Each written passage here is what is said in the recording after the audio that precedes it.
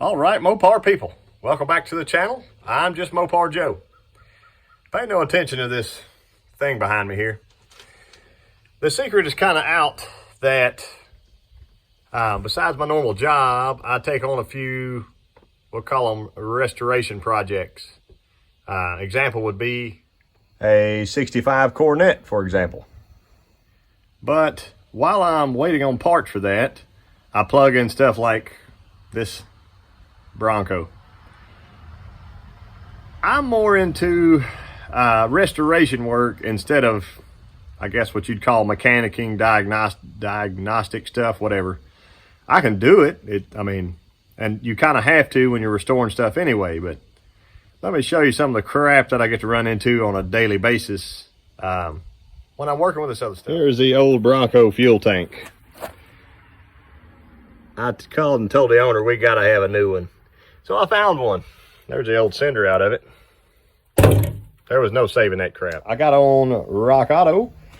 They had two different tanks. This was a cheaper one. It was made in Canada. I went with it.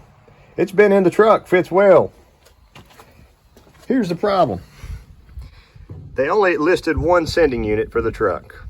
It had 3 posts, and whenever this sender comes out, it's actually made, one is a sending unit, the other 2 were for an electric fuel pump. So since this truck doesn't have an electric fuel pump, I just used that side as a vent and this side as the main fuel line feed. Bolted it all in the truck. I did actually test this sending unit, trying to be smart and test it before it went in the truck. Worked just fine while it was hanging under the truck. I moved it to the center location. It showed half tank. Everything looked good. I put it in. It pegs the gauge out and grounds out every freaking time. So, brand new sender. I just went ahead and snipped those 2 wires on the bottom side. I had to take a hacksaw and cut this one so that my plug would plug down on there because it has kind of a funny heart shape. Well, check this out. There's my multimeter.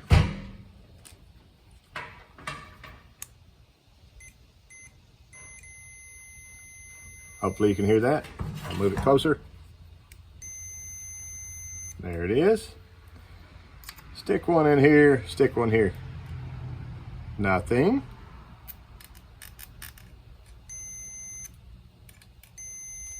Stick one here. Ground it out. I'm not sure why, but I ran into this crap before too. The only thing I can think of is I'll pull that yellow wire off, I'll put a new eyelet on it, I'll run a bolt just sticking out of the top of this and use it independently with an insulated washer from top and bottom so that I can use the new sending unit in the new tank. The tank itself was only like 80 bucks. The sending unit was another 70 or 80. But shipping the stuff ended up being, I don't know, $250 or $300 total for both.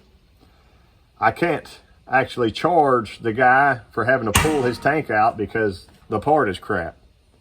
It's just kind of a frustration that I'm having to deal with here while I have my Duddy's Adventure shirt on. So it is what it is. I can't even blame it on Ford this time, but I'll get it figured out and hopefully show y'all a better result. Here's how I did this. Went in here, drilled out one of those pegs, whatever you call them, posts, ran my yellow wire that goes to my sender, and I just used a machine screw. It is tight in that plastic right there, isolated. When I touch, excuse me, touch that and that. See my ohm reading over there, 74, whatever. The fuel gauge does actually work. There's only 7 gallons in it, so it barely moves. I bet this tank probably holds 30 or 35. Truck runs.